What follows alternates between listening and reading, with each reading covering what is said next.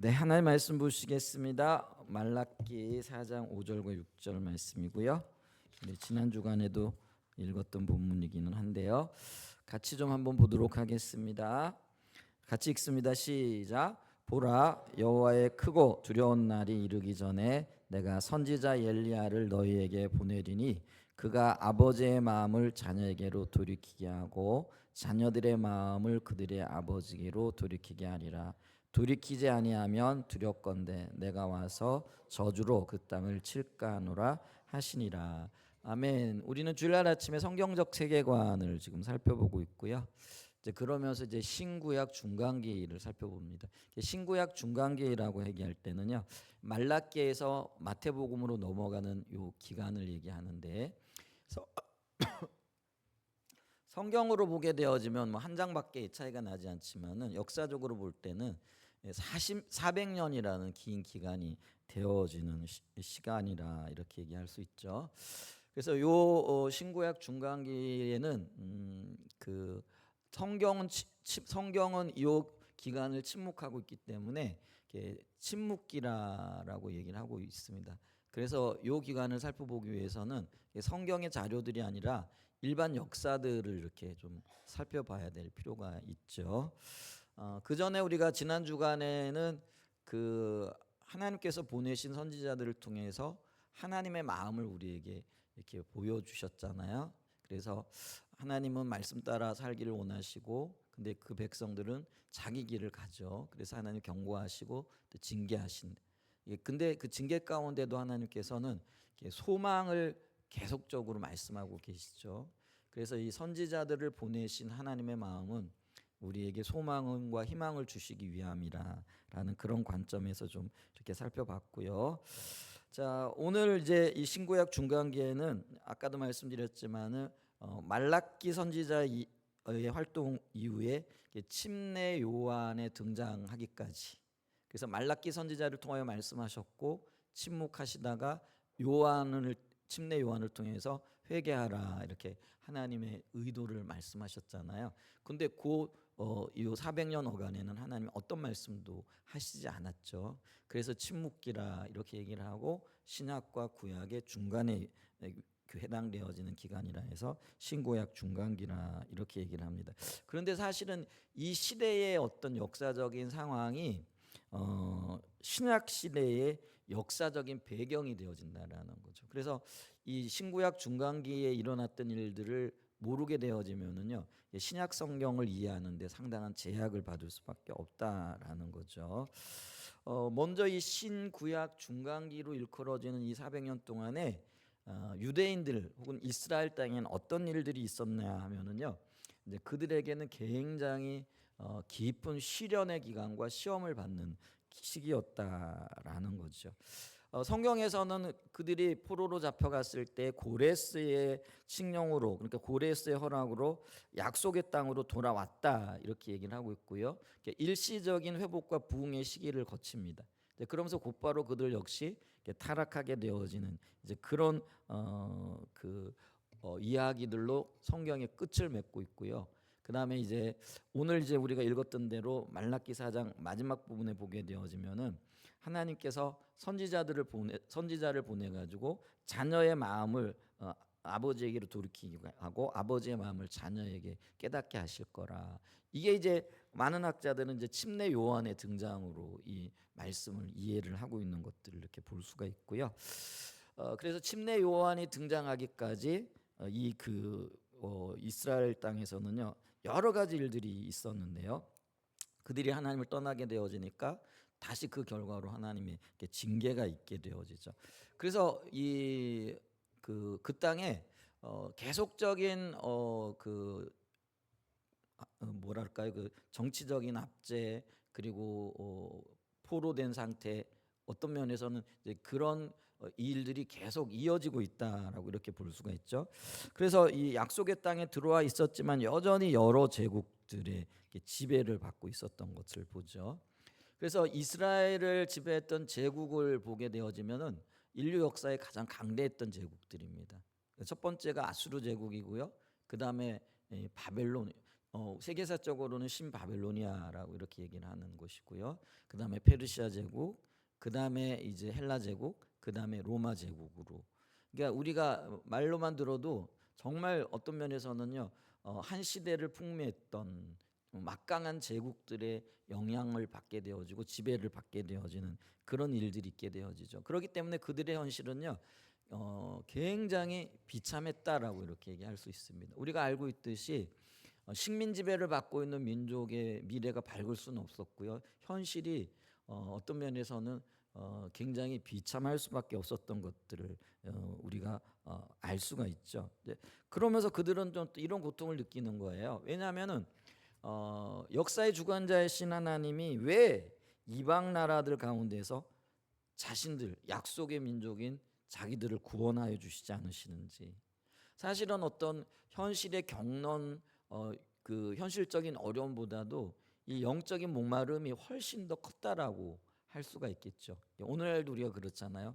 여러 가지 어려움이 있지만은 하나님이 우리를 외면하시는 것 같고, 우리의 기도를 듣지 않으시는 것 같고, 또 하나님이 보이지 않는 것처럼 이렇게 느껴질 때 그 아픔이 굉장히 크죠.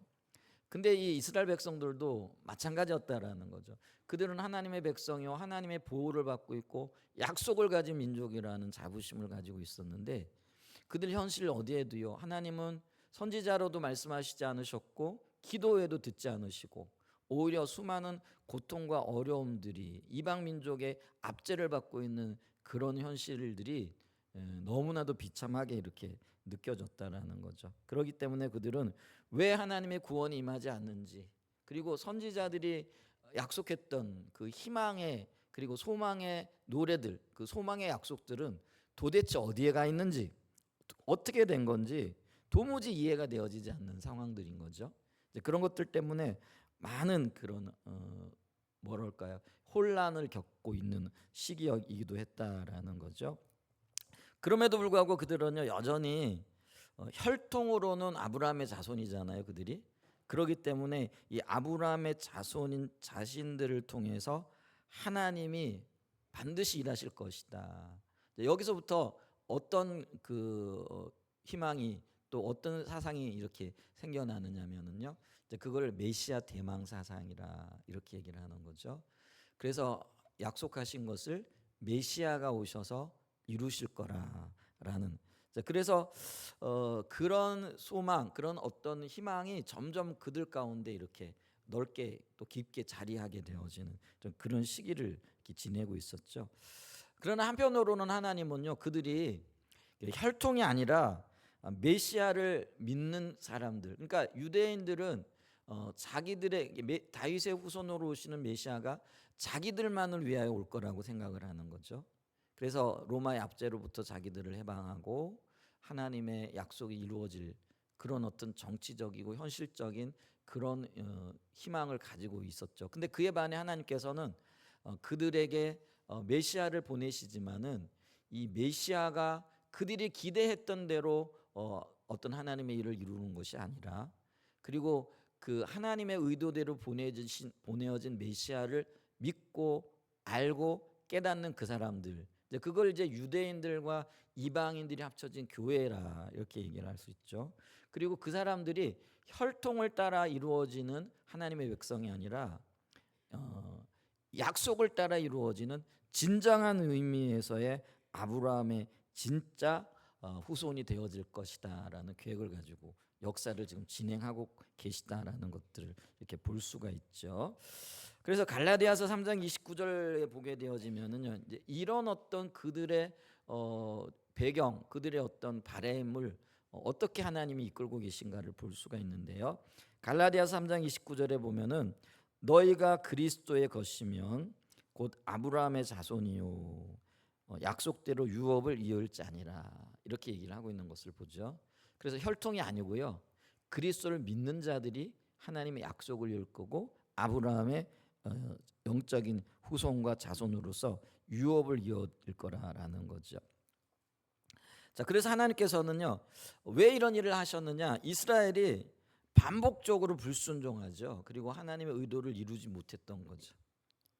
그래서 하나님께서 하나님의 계획을 수정해 가시는데, 그래서 이 반복적인 이스라엘의 불순종과 실패를 세상에 실패했기 때문에 하나님의 의도가 이루어지지 않았어요. 근데 그 의도가 뭐였냐면요, 세상에 복을 전하는 일이었다라는 거죠. 근데 이 세상에 복이 되는 사명을 대신 이룰 존재로 메시아를 준비하고 계셨고 또 보내실 거라는 거죠. 그래서 이거를 또한 갈라디아 4장 4절에 보면은요, 때가 참에 하나님이 그 아들을 보내셨다. 그래서 이 하나님의 계획이 이루어질 때가 되자 하나님께서 일하기 시작하셨다, 이렇게 말하죠. 그래서 이 그 신구약 중간기의 특징을 뭐 여러 가지 특징이 있겠지만 그걸 한마디로 이렇게 얘기를 하게 되어지면은요, 문화적인 특징과 정치적인 특징이 같이 이렇게 가게 되어지는데, 문화적으로는 이스라엘을 지배했던 네 번째 제국이 헬라 제국이에요. 이제 그리스 제국이라 이렇게 얘기도 하고 헬라 제국입니다. 그래서 이 그리스 제국의 헬라 문화에 온전한 지배를 받게 되어지는 거죠. 그러니까 그때는요, 로마 제국 전체가 헬라 문화의 강력한 영향을 받고 있었다라는 거죠. 이게 이제 문화적인 영향력이었고요. 그 다음에 이제 정치적으로는 다섯 번째 제국이었던 로마가 그들의 모든 정치 제도를 쥐고 있었고요. 또 그들을 다스리고 있었던, 그래서 가장 큰 영향력을 받고 있죠. 이걸 이제 한마디로 얘기하면은요, 헬레니즘과 히브리즘이 로마의 정치적 영향력 아래에서 교차하고 있었고요. 요 절정기에 예수님께서 이 땅에 오셨다라고 이렇게 보면 되는 거죠. 그래서 그런 것들이 준비되어지고 또 어떤 면에서는요, 보편화되어지는데 한 400년의 시간이 걸렸다. 근데 이게 나중에 어떻게 이어지느냐면은요, 그거는 이제 결론 부분에서 제가 말씀드리겠는데요. 자, 요거를 토대로 이 부분들을 좀 자세히 보게 되어지면은요, 크게는 이제 역사적인 배경을 좀 볼 수가 있는데, 이 시기의 역사적인 배경은요, 그 헬라의 옷을 입고, 이게 이제 그리스 문화인 거죠. 그들의 삶의 어떤 모든 방식은요, 이 그리스 제국의 헬라 문화의 영향을 받고 있었다라는 거죠. 근데 이제 거기에 전통적인 히브리즘이라고 이렇게 얘기를 하는 거죠. 요 두 개가 갈등하면서 또 조화를 이루는 이제 그런 어떤 시기이기도 했다라는 거죠. 근데 헬라 문화가 훨씬 더 방대한 영향력을 미치고 있었고요. 그래서 헬라의 옷을 입고 로마라는 모자를 쓴 채 방황하는 유대 민족이라 이렇게 정리할 수 있다라는 거죠. 아주 핵심적인 그 뭐라 그럴까요? 이게 정리라고 이렇게 얘기할 수 있다라는 거죠.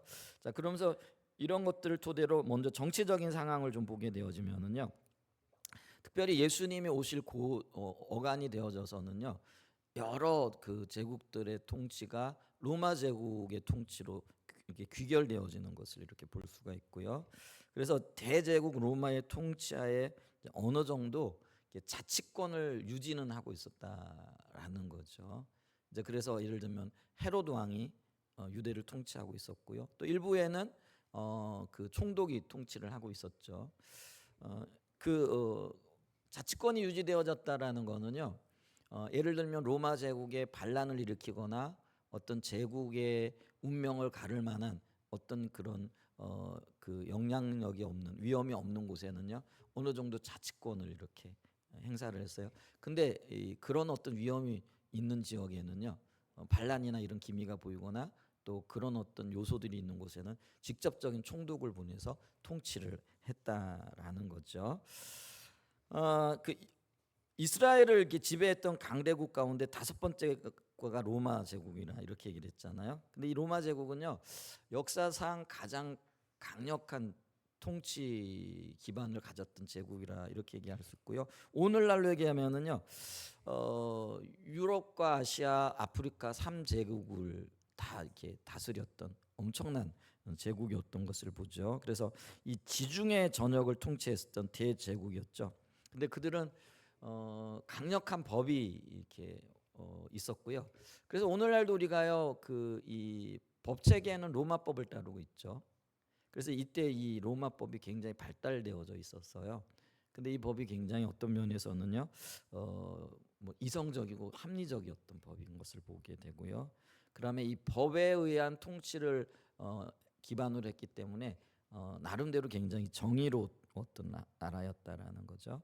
그래서 그들은 정치적으로는 굉장히 단호했어요. 정치적으로 단호했다라는 건 뭐냐면은 반란을 일으키거나 로마 제국의 위해가 되어지는 세력에 대해서는요 무자비할 정도로 철저하게 뭐라 그럴까요? 이게 진압하고 지배하고 박해했죠. 근데 그렇지만 그 외의 면에서는요 굉장히 좀 부드러웠어요. 그리고 자치권을 이렇게 많이 주기도 했다라는 거죠.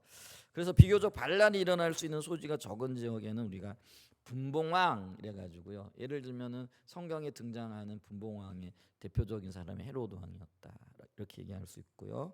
그래서 이 분봉왕을 두어 다스리게 하였고 그 나머지는 총독. 예를 들면은 성경에 총독의 이름이 나오죠. 예를 들면 빌라도, 베니게, 뭐 베스도 뭐 이런 그 사도행전에 보게 되어지면은 이 총독의 이름들이 거명이 되어지고 있잖아요. 근데 이런 지역은요, 조금 어떤 정치적인 그 반란이라든지 위험이 있었던 지역이라는 거죠. 그래서 총독을 파견하여 강력하게 통치를 했다라는 거죠. 요게 지금 고 예수님 오실 당시 전후해서 그리고 그 신구약 중간기가 절정을 이루어가면서 맞이했던 팔레스틴 지역의 가나안 지역의 정치적인 상황이었고요. 사회적인 상황을 보게 되어지면은요, 정복당한 지역으로서 복잡한 인적 구성을 가진 혼란한 사회였다라는 거죠. 예를 들면 우리나라가 일제 시대에 식민 지배를 받잖아요. 그러면 누가 많이 오겠어요? 일본 사람들이 많이 오겠죠. 뭐 그러니까 이게요, 이 사회 구성원들이 만약에 그렇지 않아도 이 유대인들은요, 우리처럼 우리가 이해하는 단일 민족이 아니고 다민족 사회이거든요. 그러니까 그들은 여호와 하나님을 믿게 되어지면 다 유대인으로 받아들였단 말이에요. 이제 그런 다민족 사회인데 거기다가 식민 지배를 받게 되어지니까 거기엔 뭐 로마 사람, 페르시아 사람, 페르시아에도 지배를 받았잖아요. 그 다음에 뭐 헬라, 그리스 사람들, 뭐 하여간 그 지역의 수많은 사람들이 복잡한 인종들, 복잡한 인적 구성을 이렇게 구성하고 있었다. 그래서 굉장히 혼란했다라는 거죠. 자, 유대인들은 그들이 유대인들이 되어진 거는 야훼 하나님을 믿는다라는 거잖아요. 근데 그렇기 때문에 그들이 이방 종교와 이렇게 구분이 되어질 뿐이지 정치적으로는 주변 다른 민족과 똑같은 식민지 백성이었다라는 거죠. 그러니까 굉장히 어떤 면에서는 복잡하고 다양한 어떤 인적 구성을 가진 사회였다. 이게 이제 사회적인 상황이었고요. 근데 그 가운데서도요, 돈 혹은 다른 방법으로 로마 시민권을 산 사람들은 그 사회에서 굉장히 특별 대우를 받고 있었다라는 거죠. 그러면 로마 시민권을 살 수 있는 방법이 뭐냐면 아주 돈이 많아가지고 비싼 돈을 치르고 사든지 아니면 로마 제국이 전쟁을 할 때 혁혁한 공을 세우든지 뭐 그런 사람들은요 로마 시민권이 주어졌고요. 그 사회에서는 굉장히 어떤 특권을 누리며 살아가고 있었다라는 거죠. 근데 한편으로는요, 그 원주민이라든지 이 로마 시민권이 없는 사람들의 입장에서 보게 되어지면은 로마 시민권을 산 사람들이 이뻐 보이겠어요? 아니면은 굉장히 좀 미워 보이겠어요? 좋게는 안 보였겠죠. 그러니까 이 사회가요 굉장히 심각한 갈등이 있었던 사회였던, 그래서 한마디로 갈등 그 자체였다라고 이렇게 얘기를 하고요. 그 갈등을 좀 구체적으로 보면은 첫 번째로 로마 권력층과 또 독립 투쟁 세력 간에 갈등이 있었다라는 거죠. 그래서 이 로마 권력층에 해당되어지는 거는 예를 들면 헤롯과 그 일당들을 얘기를 하죠. 이걸 이제 헤롯 당이라 이렇게 얘기를 합니다. 근데 이 헤롯은 원래요 아브라함의 자손이 아니죠. 에돔의 후손입니다. 근데 그럼 이 에돔의 후손이 이스라엘 사람들이 에돔 민족을 굉장히 안 좋아하거든요.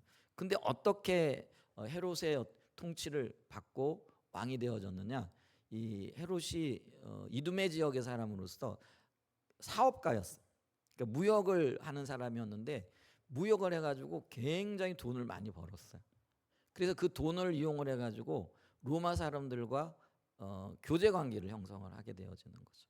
그러면서 그때 당시에 이제 왕이 되어진 사람들과 교제를 하면서 그들이 환심을 사게 되어져요. 그리고 그들이 정치적인 어려움을 겪었을 때 그 돈으로 후원을 하게 되어지고, 근데 이 정치적인 어려움을 극복하고 그들이 왕이 되어지니까 당연히 뭐가 따라가겠어요? 보온이 따라가겠죠. 너 나 도와줬지? 네가 원하는 게 뭐야? 나 유대 땅의 왕이 되고 싶습니다. 그래, 그럼 너 왕해. 이게 이제 그 가능한 거죠. 이렇게 해가지고요, 이 그 헤롯이 유대인을 다스리는 그런 왕이 되어진 거죠. 근데 유대인들이 그거를 기뻐하지 않겠죠. 좋아하지 않겠죠. 그래서 이제 한편으로는 유화 정책을 펴는 게 그게 뭐냐면은요, 헤롯 성전을 짓는 거죠. 아주 성대하게 그들의 어떤 종교적인 환심을 사기 위해 가지고 화려하게 성전을 짓는 그런 일들이 있었던 것들을 이렇게 보죠. 근데 어쨌거나 이런 이방 민족이 다스리고 있고 또 로마 권력청과 이렇게 연합이 되어져 있으니까요, 반대하는 세력이 있겠죠. 예를 들면은 성경에는 그게 셀롯 땅이라 이렇게 얘기를 하는데 뭐예요?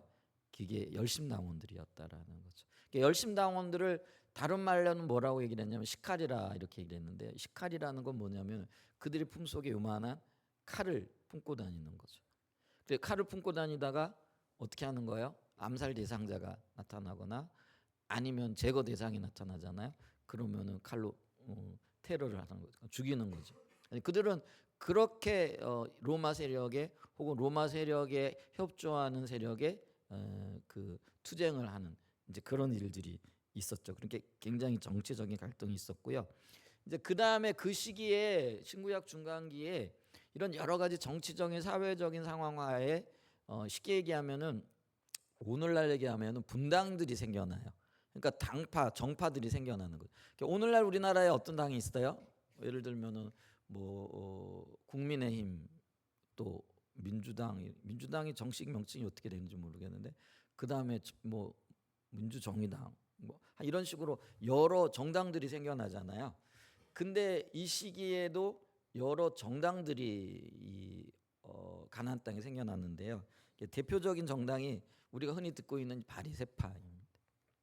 이제 이 바리새파는 어떤 사람들이냐면은요, 그들은 유대 민족주의자들이에요. 근데 율법을 굉장히 중요하게 여겼고요, 공부하고 연구했을 뿐만 아니라 그걸 부지런히 가르쳤다라는 거죠. 그 다음에 이교 문화로부터 자신들을 철저히 구별해야 된다. 이게 바리새라는 말 의미 자체가 구별한다, 경건하다라는 그런 의미가 있거든요.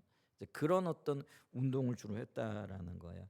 이제 그렇기 때문에 대부분의 그 히브리인들의 지지를 받았겠죠. 그래서 성경에 보면은 이 바리새인들은요, 숫자가 많지는 않았어요. 그러나 그럼에도 불구하고 이스라엘 사람들의 상당히 영향력을 미치고 있었고요. 그리고 사내들인 공회라고 하는, 쉽게 얘기하면 오늘날의 국회에 해당되어지는데 이들이 다수를 차지하고 있었던 것들을 이렇게 볼 수가 있고요. 그 다음에 이제 에세네파라고 여러분 들어보셨을 거예요. 이 에세네파는요, 성정과 제사장 때까지 이교 문화로 들어워진 거죠. 왜냐하면 이 제사장들은 원래 누구의 후손들이 되어져야 돼요? 특별히 대제사장은 아론의 후손들이 되어져야 되거든요. 근데 어느 시점이 되어지면서 여기에 정치적인 입김이 들어가게 되어지고요. 정치적인 입김이 들어간다라는 거는 대제사장들이 로마 정권의 입맛에 맞아야 된다라는 거죠. 이제 근데 이거를 잘 파고든 사람들이 돈 있는 사람들인 거죠. 그래서 돈 있는 사람들이 돈을 싸들고 가가지고, 내가 당신들에게 이만한 협조와 협력을 할 테니까 내게 대제사장 직분을 주세요. 이걸 우리가 매감 매직이라 이렇게 얘기를 하잖아요. 그러니까 돈으로 대제사장직을 사게 되어지는 거죠. 그러니까 이제 이런 일들이 일어나게 되어지니까 일반 백성들이 볼 땐 대제사장이 제사장으로 보이겠느냐라는 거예요. 순사기꾼들로 보이고 돈 자랑하는 사람들로 보일 수밖에 없죠. 그러니까 그들이 존경을 받을 수가 없게 되어지는 거죠. 그리고 이 아론의 후상이 정통 대제사장들이 아니고 그들은 돈을 들여가지고 대제사장직을 샀기 때문에 이 대제사장직을 비싼 돈을 들여 샀기 때문에 그 돈을 회수를 해야 되는 거예요. 그러니까 어떤 일들이 일어나요? 성전에서 예를 들면은 성전세를 거둔다든지, 혹은 뭐예요? 이 비둘기를 판다든지 소를 바꾼다든지, 아니면 돈을 바꾸는 환전상을 운영한다든지. 그래서 예수님이 보면은 나중에 그 돈 파는 사람들, 짐승 파는 사람들, 돈 바꾸는 사람들을, 이런 사람들을 이렇게 그 뭐죠? 상을 둘러 엎어버리는 이제 그런 일들이 일어나잖아요. 근데 이게 이런 배경이 있기 때문에 그렇다라는 거죠. 그들은요, 먼 곳에서 온 사람들의 제사를 돕는다라는 그 명분을 가지고 있었지만 실질적으로 그들은 뭐예요? 자기들의 이익을 따라 가지고 그 일들을 했다라는 거죠. 이제 그러니까 성전과 제사장들까지도 이교 문화 혹은 그 죄악에 물들어 있었던 거죠. 그러니까 이 SNF파 사람들은요, 도저히 이곳에서는 우리의 신앙을 지켜갈 수 없다. 그리고는 어떻게 해요? 세상과 멀리 떨어진 쿰란이라는 곳으로, 사막이에요. 글로 들어가는 거예요. 오늘날로 얘기하면 뭐예요? 산속으로 들어가는 거죠. 그리고 그들만의 어떤 그 뭐죠? 생활 공간을 정해 놓는 거죠. 그리고 그들은 공동체 생활을 하는 거죠. 그래서 이 공동체 생활을 이루면서 성경을 연구하고 또 그들의 토라를 철저히 지켰죠. 이 SNF파의 그 영향을 받은 분을 우리가 성경에서 침례 요한이라 이렇게 봅니다. 근데 침례 요한이 그들이 굉장히 검소한 생활을 하잖아요. 낙타 털옷을 입고 또 석청을 먹으며 뭐 이렇게 얘기를 하잖아요. 요게 이제 SNF파 사람들이 살았던 삶의 모습이었다라는 거죠. 그들은요, 이 땅에 죄악에 물들어 있기 때문에 우리는 거룩한 무리로서 구별되게 살아야 된다. 그러고 사막에 나가가지고 그들만의 수도 공동체를 만들었다라는. 그러니까 그곳에서 그들이 뭐 하겠어요? 날마다 성경 읽고 날마다 연구하고 또 필사하고. 그래서 있잖아요. 성경에 그 보존되어질 수 있는데 굉장히 큰 역할을 하는 분들이 바로 이분들이에요. 그들이 성경을 필사하고 남겨놨던 것들이 무려 2000년이 지나고 난 다음에 사막 동굴에서 발견이 되어지잖아요. 그게 있잖아요. 우리가 쿰람 성경이라고 얘기하는 거예요. 오늘날 그 성경 때문에 이 성경이요, 많은 사람들이 그 현대 과학주의적인 어떤 계몽주의적인 영향으로 이 성경은 사람들이 여기 갖다 붙이고 저기 갖다 붙이고 이 편집하고 저 편집하고 이랬던 것이다. 이런 주장을 했거든요. 근데 쿰람 공동체에서 그 필사했던 그 성경이 1940년대에 그 베두인족들이 양을 치다가 어느 날 동굴에 들어갔거든요. 근데 그 동굴 깊은 곳에서 항아리를 발견하게 돼요. 근데 그 항아리에 이 그 사본이, 그러니까 성경 사본이 발견되어지는데 2000년 전에 썼던 그 성경 사본이 오늘날 우리가 가지고 있는 성경과 똑같은 거예요. 그게 놀라운 역사가 되어진 거죠. 그래서 성경이 여기저기 갖다 붙인 게 아니라 원래부터 존재했고 원저자에 의해 쓰여진 거고 성령님의 인도하신 가운데 보존되어졌다라는 것을 증명하게 되어지는 그런 놀라운 역사들이 있었던 거죠. 어쨌거나 그들은요, 토라를 철저히 지키면서 하나님이 이스라엘의 운명을 회복하실 거라고 굳게 믿고요, 그곳에서 지내고 있었던 것들을 보게 되어지죠. 그 다음에 이제 세 번째로 대표적인 사람들이 사두개파와 제사장들이라는 거죠. 이 사두개파는요, 제사장들, 사독의 후예라 이렇게 얘기를 하는 거죠. 원래 이 제사장들이 사독 계열이었거든. 아브라함의 그 아론의 후손들 중에서도요. 근데 기득권을 가진 그룹이었어요. 근데 그들은요, 로마 권력과 타협했고요. 로마 권력과 타협을 했기 때문에 로마 권력이 변화가 되어지는 것을 그들은 전혀 원하지 않는 거예요. 그러니까 예를 들면 일제 시대에 일제에 협조하던 사람들은요, 일본이 망한다든지 이러면 큰일 나는 거예요. 그죠? 마찬가지로 이 사두개파와 그 제사장들은요, 로마가 번성해야 돼. 그래야 자기들의 권력과 자기들의 어떤 원하는 것들이 그대로 유지되어지는 거죠. 그러니까 그들은요, 변화를 바라지 않았어요. 그러면서 그들은요, 모세 율법에 다른 성경을 인정하지 않았다라는 거죠. 제사장들이니까 모세의 율법에 뭐가 기록이 되어져 있어요? 제사하는 것, 뭐 이런 것들. 그러니까 그것만 그들은 충분한 거예요. 그러니까 그것만 붙들고 있고요. 그러니까 하나님의 어떤 영적인 역사들이라든지, 그 영적인 역사들이라는 거는 성령의 역사로 인하여 나타나는 어떤 그 놀라운 성령의 일을 행하심들, 그리고 또 뭐예요? 천국? 그들은 별로 관심이 없어요. 근데 그들의 관심이 오직 어디에 있는 거예요? 이 땅에만 있는 거죠. 그래서 이 땅에서 잘 먹고 잘 사는 거예요. 그러니까 이 땅에서 잘 먹고 잘 살면은요, 그들은 돈을 내고 제사장직을 사는 것, 그리고 또 그 돈을 더 많이 벌기 위하여 성전에서 어떤 부조리와 부정직한 일을 행해도 상관이 없는 거죠. 그들의 관심이 어디에 있으니까요? 이 땅에만 있으니까요.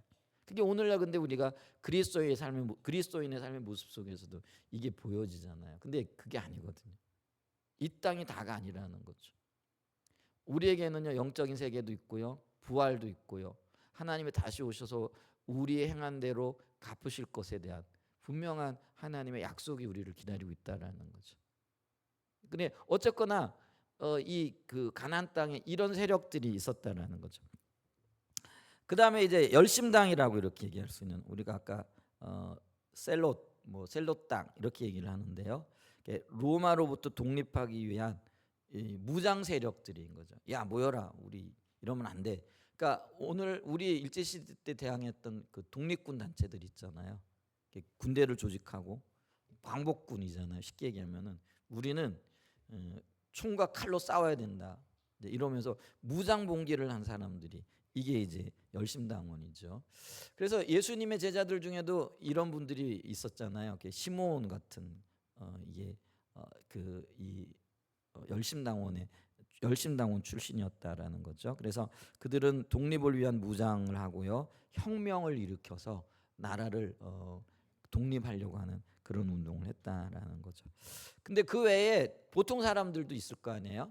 근데 대부분의 사람들은 이 보통 사람들인데, 그들은 위에서 열거했던 바리새파, 에세네파, 사두개파, 열심당 그 어디에도 속하지 않았어요. 그럼에도 불구하고 그들은요, 열심히 율법을 배웠고요, 회당이나 이런 데서요 배웠고요, 또 하나님께서 놀라운 역사로 메시아를 통하여 로마의 압제에서 자신들을 구원하실 날을 기다리고 있었다라는 거죠. 이게 이제 어떤 면에서는요, 그 사회적인 상황과 정치적인 상황이 맞물려가고 있었던 신구약 시대의 어떤 중간 기의 어떤 일들이라고 할 수 있죠. 그다음에 이제 두 번째로 우리가 좀 볼 수 있는 게 뭐냐면은요, 사회적인 상황과 부유층과 가난한 계층, 경제적인 갈등이 굉장히 심했어요. 그러니까 불평등한 사회일수록 뭐가 심해요? 빈부의 격차가 굉장히 심해지는 거죠. 우리나라도 지금 이 빈부의 격차가 점점 심해지고 있대요. 이게 지금 좋은 현상은 아닌 거죠. 근데 이제 이 빈부의 격차가 심해지게 되어지면은요, 이 또 갈등이 굉장히 심각해질 수밖에 없는 거죠. 있는 사람과 없는 사람들 간에 어떤 갈등들이 일어나는데, 이 시기에도 그런 현상들이 나타났어요. 그럼 대부분의 이 부유층들은 어떤 사람이었겠어요? 로마에 협조하는 사람들이었고, 또 로마로부터 어떤 도움을 입을 수 있는 사람. 반면에 대부분의 국민들이라고 할 수 있는 사람들은 그런 줄도 없고요, 또 어떻게 해야 될 줄도 모르고요. 이런 어떤 두 부류가 이렇게 나뉘어지면서 굉장히 심각한 갈등들을 하고 있었다라는 거죠. 그다음에 종교적으로도요, 기득권 세력과 비판 세력들 사이에 종교적인 갈등이 있었는데, 대표적인 게 성경에도 그런 어떤 갈등들이 나타나잖아요. 예를 들면 사두개파와 바리새인들이죠. 그래서 심지어는 사도 바울은 사도행전에 보면은 자기가 재판을 받을 때 앉아 있는 사람들의 반은 사두개인들이고 반은 바리새인들이고, 이거를 발견하게 되죠. 그러면서 자기를 내가 바리새인의 아들로서 부활을 믿고 하나님의 뜻을 이루려다가 이런 고난을 받는다, 요 한마디를 던져요.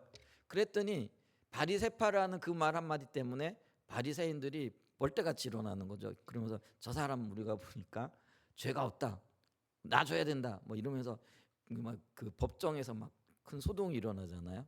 그래서 재판을 할 수 없을 정도까지, 이 정도로 갈등이 굉장히 심했다라는 거죠.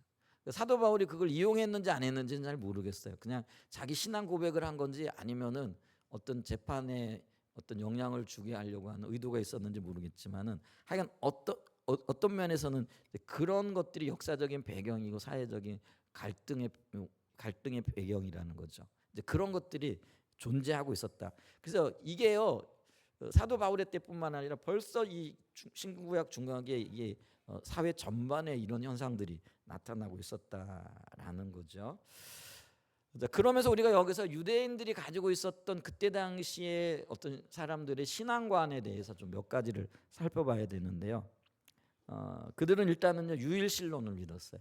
유일신론이라는 게 뭐예요? 세상의 창조주자 역사의 주인이신 야훼 하나님 한 분만을 믿는 믿음인 거죠. 근데 이방 종교는 뭐예요? 다신 체제잖아요. 그래서 여기 가면 이 신, 저기 가면 저 신. 뭐 그리고 한 가정 안에서도 여러 신을 믿고 한 사람도 여러 신을 믿을 수 있는 거죠. 왜? 역할이 다르다라고 생각을 하는 거죠. 근데 유대인들은 뭐예요? 오직 하나님만이 유일한 참신으로서 우리를 창조하시고 다스리는 분이다. 요거는 분명했다라는 거죠. 유대인들이. 그거는 굉장히 우리가 본받아야 할 만한. 그리고 우리가 그런 유대적인 전통도 우리 가운데 기독교에 있다라는 것들도 기억을 하셔야 되고요. 그다음에 또 이들은요 하나님이 선택하셨다라는 믿음. 요게 이제 선민 사상입니다. 유대인들에게는 지금도 그 선민 사상이 너무 남아 있잖아요. 그러니까 이게 이제 혈통적인 의미에서의 그들의 선택인 거죠. 그래서 아브라함과 언약하신 하나님이 자신들을 특별히 선택하셨다라는 믿음이죠. 그러니까 이 선택 교리와 선택에 대한 믿음이 너무 지나치니까요. 다른 나라 다른 민족은 전부 다 개로 보이는 거예요. 그래서 유대인들은요. 다른 민족 다른 나라 사람들 다른 이방 사람들을 개돼지로 여기잖아요. 그래서 상종도 안 하는 거잖아요. 밥도 같이 먹지 말아야 되는 거잖아요. 그래서 베드로가 이방인이었던 고넬료의 집에 들어가 가지고 밥 먹었다는 이유로 예루살렘 교회에서 책망을 받잖아요. 이제 그런 일들이 이런 배경을 가지고 있다라는 것들을 기억해야 되고요. 그래서 이들이 선민 사상에 있어서 굉장히 독특했다라고 있고요. 그다음에 이제 토라 이게 율법을 얘기하는 건데요. 그들은 이 율법을 잘 지키면 하나님이 복을 주신다라는 믿음이 있었다라는 거죠. 이런 믿음이 있었고요. 그다음에 약속의 땅과 성전에 대한 굉장한 갈망이 있었다라는 거죠. 그래서 하나님이 함께 하시는 거룩한 땅과 성전을 주셨다는 믿음. 그 땅이 가나안 땅이고요. 그리고 하나님이 계신 곳이 성전인 거죠. 그래서 이들의 어떤 열망을 가장 잘 파고들었던 사람이 헤롯인 거죠. 그래서 헤롯은요.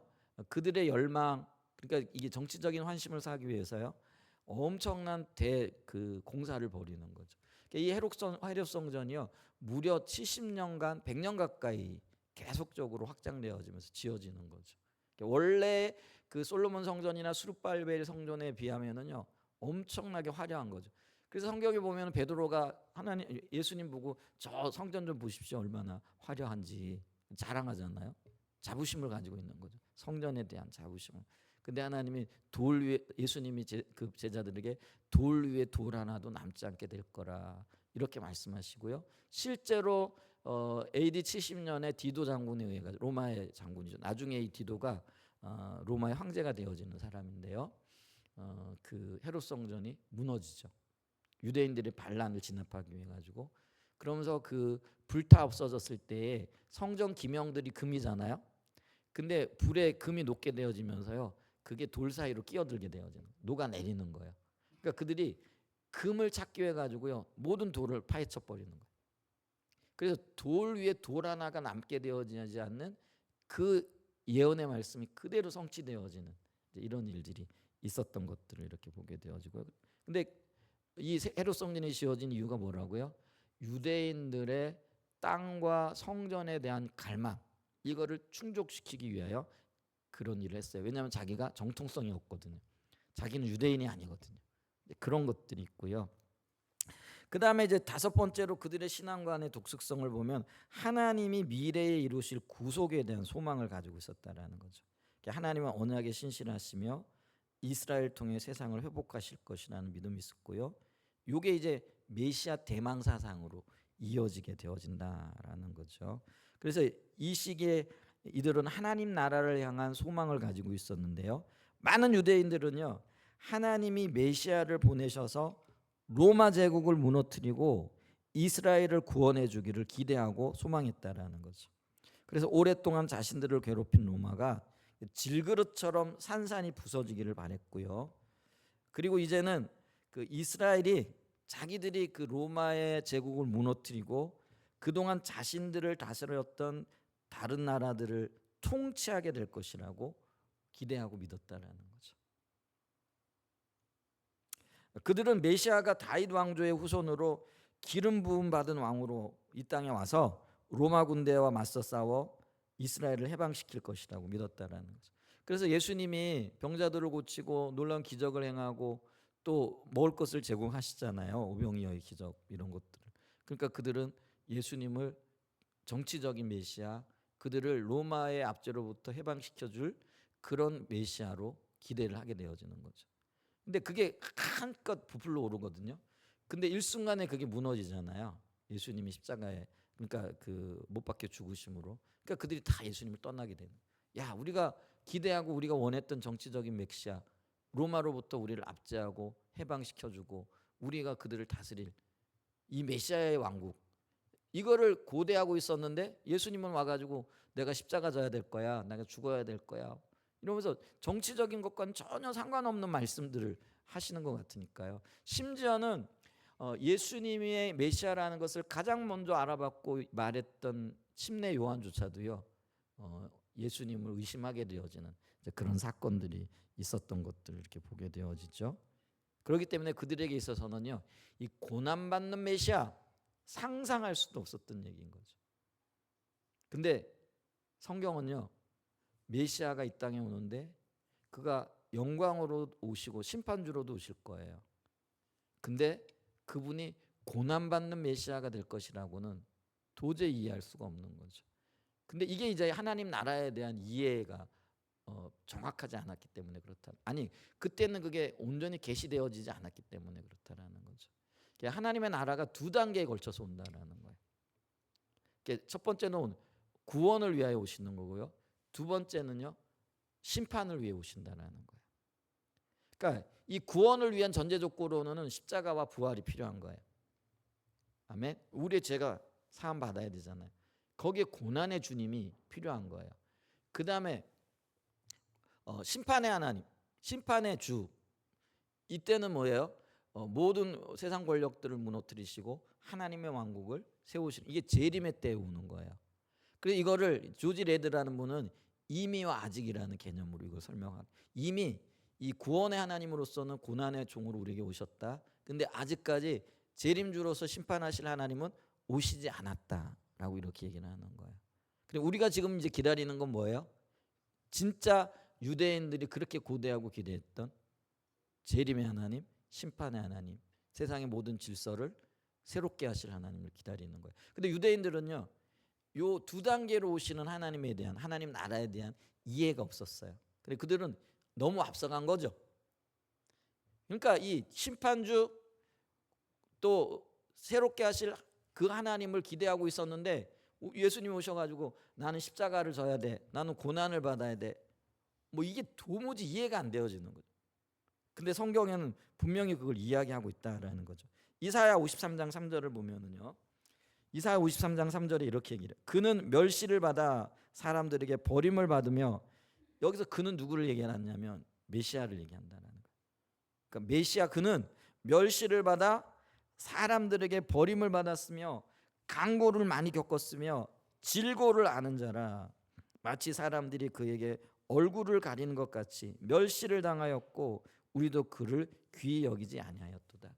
이게 분명히 하나님의 말씀이잖아요. 근데 여러분 우리가 시선이 한 곳에 고정되잖아요. 우리 열망이 너무 크잖아요. 그러면은 여기에 반대되는 건 안 보여요. 이게 균형 있게 봐야 되거든요. 우리가 그럴 위험이 굉장히 커요. 그러니까 세상을 바라보는 눈도 우리 신앙을 바라보는 눈도요. 우리가 어떤 한쪽에 딱 고정되어져 버리잖아요. 그러면 반대편이 안 보여요. 근데 이 반대편이 필요 없는 게 아니라는 거예요. 요게 조화를 이루어야 된다라는 거죠. 그리고 우리가 흔히 이런 얘기를 하잖아요. 뭐 극우, 극자 이렇게 얘기를 하는데요. 아니요. 그렇게 가면 안 돼요. 지나치게 극우가 되어져서도 아니고요. 지나치게 극자가 되어서도 안 돼요. 중용을 이루어야 돼요. 조화를 이루어야 된다라는 거예요. 그러니까 성경의 메시아에 대한 이해가요. 왕권으로 심판주로 다스릴 왕으로 분명하게 성경이 그게 예언이 되어져 있어요. 근데 한편으로 뭐예요? 오늘 말씀처럼 그 메시아는 부끄러움을 당할 것이고 강고를 겪을 것이고 질고를 당할 것이고 수치를 당할 거라고 기록이 되어져 있거든요. 근데 이쪽에 대한 열망이 너무 큰 거예요. 그러니까 이게 안 보이는 거예요. 아니 외면하고 싶은 거죠. 받아들이고 싶지 않은 거죠. 그게 우리의 자기중심적인 판단이고 자기중심적인 관점이라는 거예요. 그 우리 안에도 혹시 이런 것들이 없는가 이걸 봐야 돼요. 여러분 극단적인 건 없어요. 그리고 극단적인 건 안 돼요. 명백하게 하나님의 뜻이 아니고 이게 아닌 한에는요. 우리가 이런 어떤 것들을 수용하고 또 봐야 되고 또 이렇게 함께 용납해야 될 것들이 있더라는 거예요. 근데 이게 관계 가운데서도 굉장히 필요한 영역이 되어지는 거죠. 그러니까 보잖아요. 이 그 로마 제국을 멸망할 정치적인 메시아를 기대하고 예수님을 바라봤더니 그들의 입맛에 맞는 거죠. 막 기적이 일어나죠. 먹을 것을 제공해 주죠. 그러니까 막 사람들이 우르르르르 쫓아다니는 거죠. 근데 예수님은 아니야. 나는 이쪽 면도 있어. 그게 이제 고난 당한 메시아의 모습이거든요. 근데 그게 성경에 분명하게 예언이 되어져 있어요. 근데 예수님이 이쪽을 얘기하니까 사람들이 우르르르 이거 아닌가 보다 하고 다 떠나버리는 거예요. 그리고 오히려 그게 분노가 되어져 가지고요. 나중에는 예수님을 십자가에 못 박아라, 죽여라, 침을 뱉고 고난을 박해하는 박해자가 되어지는 일들이 일어나는 거예요. 이게 우리가 당면한 문제라는 것들을 이렇게 볼 수 있는 은혜가 있기를 바랍니다. 그래서 이 예수님이 고난받는 메시아로 오셨다라는 것들을 예수님이 확증하시는 거예요. 그게 이사야 24장 25절에 보면 예수님이 십자가에 못 박혀 죽으시고 이제 그 부활하시고 난 다음에 엠마오로 가시다가 두 제자를 만나잖아요. 두 제자를 만나고 난 다음에 하시는 말씀이 이거예요. 이사야 24장 25절과 26절. 자, 예수님이 그 제자들에게 하시는 말씀이에요. 한번 같이 읽어볼까요? 이사야 말고 누가복음 24장 25절이요. 누가복음 24장 25절로 26절 말씀. 이제 같이 한번 읽어보겠습니다. 시작. 이르시되 미련하고 선지자들이 말한 모든 것을 마음에 더디 믿는 자들이여 그리스도가 이런 고난을 받고 자기의 영광에 들어가야 할 것이 아니냐 하시고. 이게 예수님이 선지자들의 말씀을 일컬어서 자기가 어떤 고난을 받고 어떤 영광에 들어갈 것에 대해서. 근데 이거를 못 믿고 있다라는 거죠, 이들이. 왜요? 이 한쪽이 너무 강하니까. 이런 부분들이 있어야 되겠고요. 그다음에 이제 또 하나 볼 수 있는 게 뭐냐면은요, 이 정치적인 사회적 상황과 관련이 되어지는 부분인데요. 네 번째로 이제 본토 유대인들과 헬라파 유대인들 간의 갈등이 굉장했어요. 본토 유대인들이라는 사람들은 어떤 사람들이에요? 예루살렘 중심으로 가나안 땅에 살고 있는 사람들이었고요. 근데 유대인들은요 가나안 땅에만 있는 게 아니고요. 그때 당시에 벌써 200만 명, 300만이 넘는 사람들이 세계 각지에 흩어져 있어요. 근데 이들이 언제부터 그렇게 됐느냐면요. 이스라엘이 아수르에서 멸망당하면서 흩어졌죠. 그다음에 바벨론 제국에 의해 가지고 포로로 잡혀가죠. 포로로 잡혀갔을 때에 하나님의 인도를 따라 돌아왔던 사람들은 소수라고 얘기를 했잖아요. 근데 대부분의 사람들이 그 땅에 살아가고 있었고요. 그리고 여러 가지 이유로 로마 제국이 팽창되어지면서 살 길을 찾아가지고 북아프리카, 그게 이제 오늘날로 알렉산드리아라고 이렇게 얘기하는 곳이에요. 알렉산드리아, 또 지중해 연안, 심지어는 로마 본토에 이르기까지 수많은 유대인들이 퍼져 살고 있었거든요. 근데 이 사람들을 성경은 뭐라고 얘기를 한다고요? 헬라파 유대인이라 이렇게 얘기를 해요. 근데 그들은 혈통적으로는 아브라함의 후손이지만은 언어적으로나 문화적으로는 헬라 문화에 굉장히 익숙해 있는 거예요. 그들은 이미 뭐예요? 모국어를 다 잊어버렸어요. 왜냐하면 수백 년간을 그 땅에 살다 보니까. 그러니까 그들이 대부분 이제는 헬라말. 왜냐하면 로마 시대의 공용 언어가 헬라어였거든요. 왜 로마 언어가 라틴어예요? 그다음에 그 전 제국의 언어인 헬라 제국의 언어가 헬라어이거든요. 그럼 우리는 이렇게 하잖아요. 제국이 바뀌게 되어지면 당연히 언어가 굉장히 중요하니까 모든 제국이 로마 언어를 써야 되잖아요. 라틴어잖아요. 근데 그게 왜 안 됐냐면요. 우선 라틴어가 너무 어려워요. 이게 고도의 어떤 훈련이 필요하고요. 이게 문법적으로나 이런 걸 배워야 되는 거예요. 근데 헬라어는요. 상대적으로 굉장히 쉬워요. 그러니까 이 로마 언어가요. 대부분의 이제 그 흩어져 있는 사람들뿐만 아니라 다른 제국 내에 있는 다른 민족 다른 사람들은 쉬운 언어 쓰려고 하죠. 그리고 그게 익숙하기도 하고. 그러니까 이게 안 먹혀 들어간 거예요. 그러니까 그 언어 경쟁에서 어떤 언어가 남은 거예요? 헬라어가 남은 거예요. 그래서 이 헬라어가 제국 내의 공용어가 되어졌던 거죠. 이런 어떤 이유들이 있었다라는 거죠. 근데 이들은 대부분 문화적으로 헬라 문화 영향권에 있었고요. 그 다음에 이제 언어도 헬라어를 썼다라는 거죠. 근데 이제 본토에 있던 사람들은 그나마 뭐예요? 히브리어를 썼을 거고요. 그 다음에 나름대로의 전통을 유지하고 있었다라는 거죠. 근데 이들 간에 항상 문화적인 갈등과 충돌이 있는 거죠. 여러분 우리나라 예를 들면 교포 3세들 4세들 와가지고 막 대화하자 그러면 우리하고 대화가 통하겠어요? 안 통하겠어요? 우선 말도 안 통하죠. 사고하는 방법도 안 통하죠. 그러면 맨날 갈등만 일어날 거 아니에요. 이런 일들이 지금 신구약 중간기에 이미 일어나고 있었다라는 거죠. 자, 그래서 이거를 좀 정리해 보게 되어지면은요, 이 전통적인 유대주의와 유대주의가 헬라 사상에 의해 가지고 본토에서부터 이 신구약 중간기에 가나안 땅에 굉장히 큰 위협을 받고 있었다라는 거죠. 그래서 우리가 사상적으로 보게 되어질 때 히브리즘, 헬레니즘 이렇게 얘기를 하잖아요. 히브리즘이 이게 유대인들의 정신이고 구약 성경의 정신이고요. 헬라는 이방 종교 혹은 세상 사람들의 어떤 정신인 거죠. 근데 이게 싸우는 거예요. 그러면 히브리즘은요 어떤 그 특징이 있느냐면 우선 이게 신중심적인 사고예요. 그래서 막 얘기를 하다가도요 하나님이 말씀하셔서 그럼 끝나는 거예요. 막 이론을 세우다가도요 하나님의 말씀이야. 그러면은 이론이 제기가 될 수가 없는 거예요. 그게 유대인들이었고요. 그게 구약적인 의미라는 거예요. 근데 헬라인들은 안 해요. 인간 중심의 사고를 하는 거예요. 그래서 그들은요 서로 의견이 많은 거예요. 뭐 이게 맞다 저게 맞다. 왜냐하면 인간 중심이니까. 그러니까 인간 중심이다 보니까 예를 들면 로마 본토에 사는 사람이라든지 로마가 점령한 지역에 사는 사람들이 무슨 소리냐 우리가 우리의 생각이 중요한 거지. 그러면서 서로 막 갈등들이. 그러니까 인간 중심의 어떤 사고들인 거죠. 그러니까 오늘날 어떤 면에서는 신본주의의 인본주의라고 이렇게 얘기할 수가 있는 거죠. 그 다음에 또 하나 이 히브리적인 사고에는요 관계를 굉장히 중요시 여겨요. 그게 그래서 동양적이라는 거예요. 그러니까 여러분 이게 히브리즘이 동양이에요, 여러분. 우리가 지금 고대 근동이라든지 중동이 아시아로 구분되잖아요. 이게 동양인 거예요. 그 다음에 이제 헬라적인 사고는요. 이게 어디예요? 유럽이잖아요. 로마.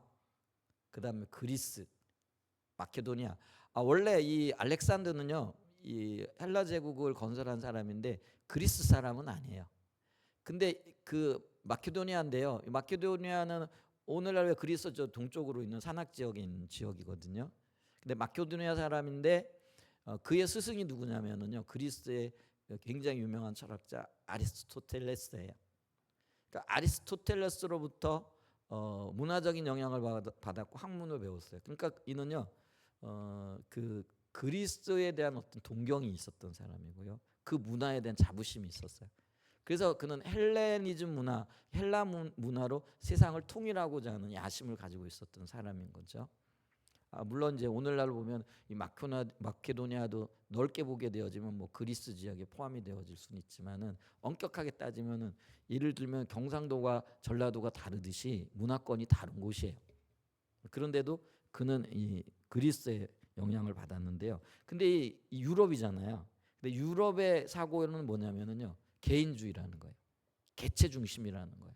한 사람 한 사람 중심이라는 거예요. 그러니까 오늘날은 이게 합리적이라 많이 받아들이지만 오면하게 이게 다르다라는 거예요. 그러니까 헤브리즘과 이 헬레니즘이 성향 자체가 다르다라는 걸 이게 지금 비교를 하고 있는 거예요. 그 다음에 이 히브리즘은요 느낌을 굉장히 중요시해. 내가 마음이 상했다 그러면은 절대로 안 돌아보는 거야. 그러니까 느낌이 중요하고 감정이 굉장히 중요한 사람들이에요. 근데 이 헬라는요 논리 중심. 내가 감정이 좀 상해도 뭐예요? 내가 이득이 되는 거면은 그게 고개를 숙이는 거야. 그게 논리 중심적인 사고라는 거. 왜냐하면은 아니 감정 따라가다가 손해 보면 안 되잖아요. 그러니까 그게 논리적인 사고를 갖고 있다. 그러니까 이런 사람들이 뭐 잘하겠어요? 장사도 잘하고 이거 잘하겠죠. 근데 중국 사람들은 속을 안 드러낸다 그러는데, 하여간 뭐 어쨌거나 이게 동양적인 사고와 서양적인 사고라 이렇게 얘기할 수 있다라는 거예요. 그 다음에 이제 히브리적인 사고는요, 굉장히 동적인 사고예요. 여러 곳을 보고 많은 것들을 이렇게 합치는 거죠. 근데 헬라적인 사고는요, 정지적인 사고고 공간적인 사고를 한다라는 거죠. 눈에 보이는 것만 이게 본다라는 거죠. 그 다음에 또 하나는 히브리적인 사고는요, 의미 중심적인 사고를 하고요, 헬라적인 사고는요, 사실 중심적인, 사실이냐 아니냐. 근데 이 히브리즘은 뭐예요? 그게 왜 그렇게 했냐? 너 무슨 생각을 가지고 그렇게 했냐? 그렇게 행동했냐?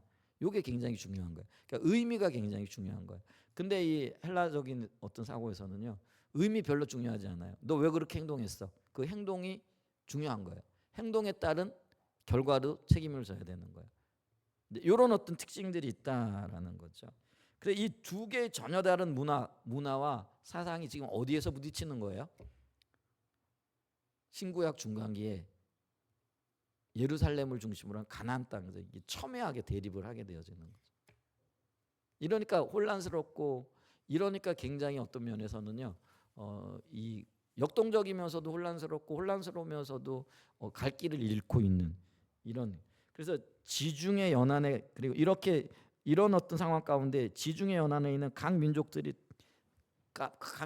다 다른 각기의 어떤 종교도 갖고 있을 거고요, 문화적인 어떤 그런 차이도 있잖아요. 근데 이런 것들이 그곳에 한꺼번에 모이는 거예요. 그래서 여러분 있잖아요, 이 가나안 땅이 굉장히 땅 지정학적으로도 보게 되어지면 독특해요. 왜냐하면 유럽이 아프리카로 내려가기 위해서는 반드시 이 땅을 거쳐야 돼요. 이게 아프리카가 유럽이나 또 이 오늘날로 얘기하는 그 중앙아시아나 요로 진출하기 위해서도 어디를 거쳐야 돼요? 반드시 이 땅을 거쳐야 돼요. 그러니까 이게 세계의 교차로라고 이렇게 할 수 있다라는 거죠. 근데 이게 각축장이 되어지는 거예요. 그러니까 여기 모든 문화와 모든 사상과 또 모든 종교가 이곳에서 부딪히게 되어지는 아주 복잡 다단한 이제 그런 지역이 되어지고, 그런 공간이 바로 이 가나안 땅이었고, 그런 시기가 바로 신구약 중간기에 지금 진행이 되어지고 있다라는 거죠. 예를 들면 가나안 땅에 굉장히 그 융성할 때, 예를 들면 다윗이나 솔로몬 시기에는요, 이런 갈등 안 했어요. 충분히 그걸 방어할 수 있었거든요. 근데 지금 그게 안 되어지고 있었다라는 거죠. 자, 이러다 보니까 그 지역의 영적인 상황이 어떻게 했느냐? 종교적인 형식주의가 굳어져 가고 있는 거죠. 그러니까 사두개파, 바리새파, 자기들만의 주장을 하면서요. 그리고 그 바리새파들은 또 나름대로 있잖아요. 성경을 믿는다, 가르친다, 율법을 연구한다 하지만은 그게 점점 율법주의화 되어져 가고 있습니다. 그래서 이 바리새인들이 율법주의화 되어졌다라는 것을 우리가 예수님의 지적을 통해서도 굉장히 많이 볼 수 있게 되어졌잖아요. 그런 상황이에요. 그러니까 생명이 없는 거죠. 그러니까 생명이 없는 거를요, 보통 사람들은 다 알고 있다라는 거죠. 오늘날 교회에 생명이 없는 거를요, 다 알고 있잖아요. 그래서 회복이 되어져야 된다, 부흥이 되어져야 된다, 이대로는 안 된다, 이런 생각을 해요, 안 해요? 그러니까 이런 상황이 지속되어지면 지속되어질수록 한편으로는 이 갈망과 열망이 더 커지게 되어지는 거죠. 근데 이런 생각들이 가나안 땅에 또 유대인들 속에 솟아나고 있었다라는 거죠. 그래서 그들이 한때는요, 헬라의 통치자이죠, 그 셀루커스죠. 그러니까 이게 정치적인 상황을 보게 되어지면, 잠깐 언급을 하게 되어지면은 아수르와 바벨론과 페르시아의 지배를 받고 그 다음에 헬라 제국의 지배를 받았다 그랬잖아요. 근데 이 알렉산더가 헬라 제국을 창건했는데 그가 33세에 죽어요. 굉장히 일찍 죽죠. 이제 그러니까 이 헬라 제국이 4개의 나라로 분열이 되어지는 거죠. 근데 아프리카의 이쪽에 프틀레미 왕조가 들어서고요. 그 다음에 그 바벨론을 중심으로 해가지고 셀루커스 왕조가 등장을 해요. 요 2개의 나라가 이 가나안 땅을 두고 항상 싸워요. 근데 이제 어느 시기에 셀루커스 왕조가 이 가나안 땅을 차지하게 되어지면서 문제가 생겨요.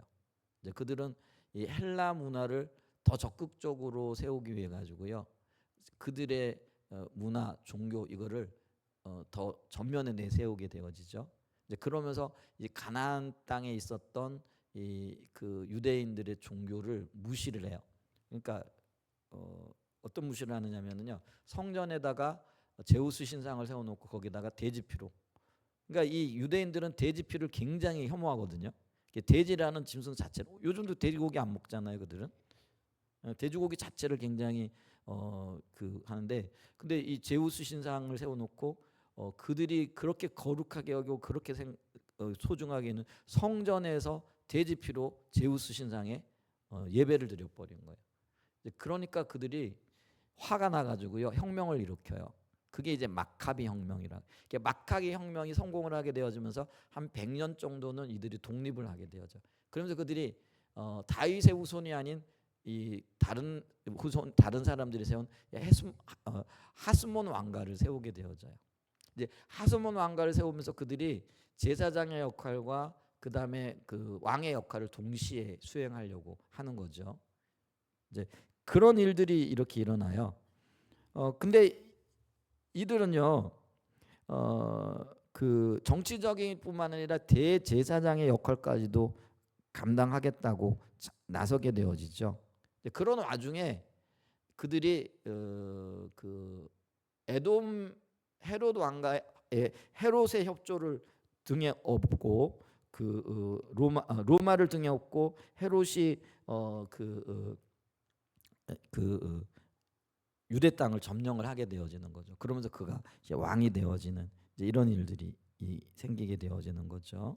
이제 그러면서 이 정치적으로는 헤롯의 통치와 로마의 통치를 받게 되어지면서 종교적인 영역에서는 로마가 어느 정도 자치권을 많이 인정을 해줬거든요. 이제 그러면서 이 대제사장 그룹이었던 사두개인들이 여기에 그 뭐랄까 협력과 협조를 하면서 기득권을 가지게 되어지는 거죠. 그래서 이 기득권을 가지고 이 정치 체제를 옹호하게 되어져요. 그래서 대제사장, 서기관, 사두개인들 이들이 그 정치적인 기득권자들이 되어지고요. 비판하는 사람들이 그들이 이제 예를 들면 바리새인들이죠. 근데 이들 모두가 다 세속주의 또 형식주의로 변해갔고요. 그 결과로 백성들은 영적으로, 심적으로, 육적으로 굉장히 굶주리고 목말라하고 있었다라는 거죠. 자, 이런 오랜 침묵기, 이런 신구약의 어떤 역사적인 배경과 종교적인 어떤 그런 시기들을 지나면서요, 메시아가 오시게 되어지는 거죠. 이제 그러면서 이 선지자들이 말한 소망의 노래는 결국 이 메시아가 오심을 통해서 이루어지게 되어지죠.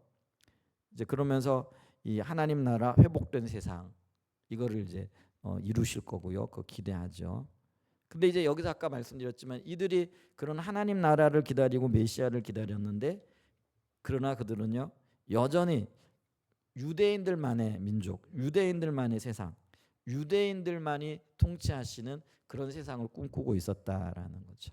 이게 이제 예수님 당시의 유대인들의 모습 속에서 보여지는 것들인 거죠. 이게 이런 배경을 가지고 예수님이 이 땅에 오셨어요. 그러니까 예수님은 하나님의 의도를 가지고 오셨는데 이런 배경 가운데 성장한, 그러니까 정치적인 영향, 종교적인 영향, 영적인 어떤 영향을 받았던 사람들이 온전한 모습으로 하나님의 의도를 보지 못하게 되어지는 거죠. 그러니까 여기서도 하나님 나라와 세상 나라의 갈등이 생기게 되어지는 것들을 이렇게 볼 수가 있고요. 자, 그러면서 우리가 여기서 결론적으로 하나 좀 보게 되어지는 게 뭐냐면은 이런 혼란한 신구약 중간기를 허락하신 하나님의 의도가 뭐냐라는 거죠. 하나님은요 이 신구약 중간기의 오랜 기간들을 통하여 어떤 목표를 가지고 하시고 계신 일들이 있었다라는 거죠. 그러니까 그러기 때문에 어떤 정치적인 상황도 허락하셨고요, 문화적인 상황도 허락하셨는데 그게 뭐냐면 그게 메시아가 오실 길을 묵묵히 준비하고 계셨다라는 거죠. 그래서 이 메시아가 오심을 통해서 하나님의 의도가 전 세계적으로 일시적으로 확 퍼져갈 수 있는 그 길을 마련하셨는데요. 그게 뭐냐면은요, 하나가 정치적인 안정을 이루게 하셨다라는 거죠. 그게 이제 로마 제국의 통치를 통해서요. 예수님 오실 그때 당시에 어떤 일이 일어났느냐면은요.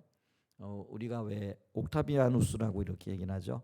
성경에는 아우구스토 이렇게 얘기를 하는데 그게 로마의 황제가 되어지죠, 그 사람이. 근데 그 시기에 예수님이 오세요.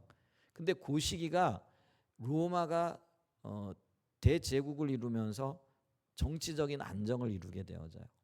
모든 제국을 평정하고요. 이 정치적인 안정이 왜 이루어지는 것이 중요하냐면요. 이게 이제 우리가 다른 말로 얘기하면 세계사적으로는 팍스 로마나 이렇게 얘기를 하는 거예요. 팍스 로마나 모든 것들이 로마의 질서에 들어가게 되어지는 거죠. 그러니까 있잖아요. 상당한 정치적인 안정이 일어나게 되어지고, 정치적인 안정이 일어났다라는 거는요, 치안의 안정이 일어난다라는 거예요. 그래서 예수님이 오시고 십자가 못 박혀 죽으시고 부활하셨다라는 이 혁신적인 복음이 이 정치적인 안정을 타고 치안의 안정을 등에 업고 세계로 퍼져나가게 되어지는 거예요. 이해가 되세요?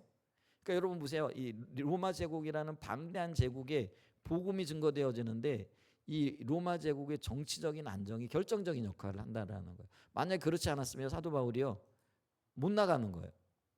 가는 곳마다 불안정하고, 가는 곳마다 위험하고, 가는 곳마다 이렇게 하잖아요. 근데 이런 정치적인 안정이 있으니까요, 물론 부분적인 어떤 강도의 위험이나 이런 것들이 있을지 모르지만은요, 로마가 이 모든 부분들을 평정해 놨다라는 거예요. 그러니까 보다도 손쉽게 복음이 확장되어지는 그런 일들이 있었고요. 그 다음에 또 하나는 굉장히 중요한 건데, 그게 뭐냐면 아까 언급했던 언어의 통일이 일어났다라는 거예요. 헬라어로. 그래서 이 제국의 모든 언어가 헬라어로 통일이 되어지고요. 그래서 헬라어를 할 줄 알았던 이 바울이요, 복음의 선봉장이 되어지는 거죠. 반면에 누구죠? 이 베드로 같은 경우에는 그때 당시 그 세계는 아람어를 썼단 말이에요. 아람어가 시리아어이거든요. 근데 시리아가 바로 그 가나안 지역에 있다 보니까 이 아람어는 지방 언어가 되어지는 거예요. 제국의 공용 언어가 아닌 거예요. 그러니까 암만 해도 언어에 한계가 있는 거예요. 아무리 뛰어난 영적인 거장이라고 할지라도요, 예를 들면 제가 뛰어난 영적인 거장이에요. 근데 영어를 못해. 그러면은 지금 세계 언어가 영어인데 미국이나 아니면 유럽에 가가지고 복음을 자유롭게 못 전하잖아요. 근데 제가 영어에 굉장히 능통하다. 그러면은 복음을 얼마든지 전할 수 있잖아요. 그리고 여기 굉장히 중요한 게 뭐냐면, 예수님 오시기 전에 어떤 일이 있었냐면은요, 구약 성경이 헬라어로 번역이 되어지는 거예요. 그게 아프리카 알렉산드리아에서 있었던 일이에요. 그러니까 70명의 구약학자들이 이제 헬라파 유대인들이 세상에 퍼져 있잖아요. 그러면 이들에게도 하나님의 말씀을 가르쳐야 된다. 그러니까 그러면은 이 히브리어로 되어져 있는 이 성경을 헬라어로 번역을 해야 돼. 그래가지고요, 이 작업을 하게 되어지는 거예요. 그걸 이제 70인역이라 이렇게 얘기를 해요.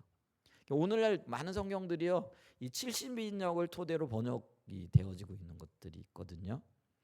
그러면서 이 언어의 통일이 이런 놀라운, 그러니까 이제 있잖아요, 복음을 전하는데 복음을 전하는 그 내용이 헬라어로 준비되어져 있는 거예요.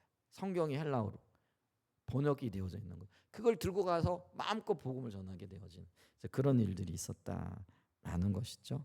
그 다음에 또 하나는요, 이건 정치적인 안정과도 굉장히 밀접한 연관이 있는데, 그게 뭐냐면 로마가 정복 전쟁을 벌일 때 그 정복 전쟁을 원활하게 위해 가지고요, 가는 곳마다 뭘 하느냐면 도로를 놨어요. 근데 그 도로가요, 약 8만 킬로가 되어진대요. 근데 그때 당시에 최대의 토목 기술을 동원했는데, 그게 오늘날 고속도로를 놓는 방법하고 굉장히 유사하대요. 그러니까 그 건축 공법이 오늘날까지 이어질 정도로 굉장히 발달되어져 있었다는 거예요. 최고의 건축 토목 기술이 사용되어졌다라는 거죠. 그대로 적용되어졌다라는. 근데 왜 이 로마가요, 이 도로를 놓는데 그렇게 열심히 했느냐면요, 그들은 정치적인 욕심이 있는 거죠. 왜? 빨리 정복해야 되니까. 그러니까 반란이 일어나면 어떻게 해야 되는 거예요?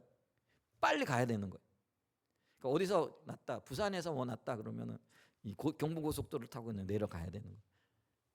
이제 그러면은 신속하게 반란이 이렇게 진압이 되어지는 그런 목적으로 도로들을 다 썼어요. 근데 이제 로마가 모든 제국을 다 평정하고 나니까 이 도로가 이제는 군사적인 목적보다는 뭘로 사용되어지는 거예요? 주로 상업적인 목적으로 사용이 되어지는데, 이 상업적으로 사용되어지는 이 도로를 타고 뭐가 흘러가는 거예요? 복음이 흘러가는 거예요. 그러니까 이 사도 바울의 복음 전도의 경로를 보면은요, 대부분 이 도로를 따라 움직인다는 거죠. 이 도로가 대도시와 대도시가 더 발달되어져 있고 연결되어져 있겠죠. 근데 이게요, 하나님의 놀라운 경륜이라는 거예요. 만약에 여기서 어떤 한 가지만 빠졌다라고 할지라도요, 복음이 이렇게 급속하게 전 세계로 퍼져나갈 수는 없었을 거라고 많은 성서학자들이 이야기를 한다라는 거죠. 그러니까 우리는요, 하나님께서 400년 동안 침묵하고 계시고 선지자를 보내지 않으시고 행하고 계신 일들이 안 보여지니까 침묵하고 계시다, 아무 일이 안 보여진다라고 말할지 모르지만은 하나님은 그 시간에 무엇을 하고 계시는 거예요? 메시아를 통해서 이루실 하나님의 놀라운 구원 계획들을 정말 정교하게 세심하게 모든 것들을 지금 이루어가고 계신 거죠. 이런 걸 보면은 우리가 정말 하나님 앞에서 전율을 느낄 수밖에 없는 거죠. 그게 우리의 삶에 적용이 되어져야 된다라는 거죠. 주님이 내 삶에 침묵하시는 것 같아. 말씀하지 않는 것 같아. 어디에서도 주님의 행하심이 보여지지 않아. 그래서 너무 답답해. 그래서 주님을 향하여 불평과 불만을 토로할 게 아니고요, 우리는 봐야 됩니다. 침묵하시는 것처럼 보이지만 여전히 일하고 계신 하나님. 그리고 우리가 나중에 보게 되어질 때 이런 일들이 있었어, 이런 하나님의 준비가 있어서 하고 깜짝 놀랄 그 일들이 지금도 깊숙한 곳에서 진행되어지고 있다라는 거예요. 아멘. 이게 역사가 증명해주고 있는 거고요. 신구약 중간기를 보내면서 신약 시대의 뚜껑을 열어보니까 이런 놀라운 일들이 이루어져 있었더라는 거예요. 아멘. 그러니까 우리가 그런 기대감과 또 그런 놀라운 하나님의 역사하심을 붙잡고 또 기대하고 바라보는 은혜가 있었으면 좋겠어요. 그래서 우리가 이 신구약 중간기가 신약 시대의 저변을 형성하고 있어요. 그러니까 뒤집어 보니까 신약 시대의 모든 것들이 신구약 시대에 준비되어졌다라는 거죠. 그래서 이게 성경을 이해하는데, 신약을 이해하는데, 하나님의 의도를 이해하는데 굉장히 중요한 자료가 되어지는 거죠. 근데 성경에는 그걸 언급하지 않아요. 그러니까 일반 자료들 또 역사를 통해서 하나님의 어떤 일들, 모든 역사의 주인이 하나님이시니까요, 그걸 우리가 발견하게 되어집니다. 우리의 삶을 붙잡고 계시고 인도하시는 그 하나님을 기대하고 바라보는 은혜가 있으시기를 예수님의 이름으로 간절히 축복하고 축원드립니다. 아멘. 네, 우리 300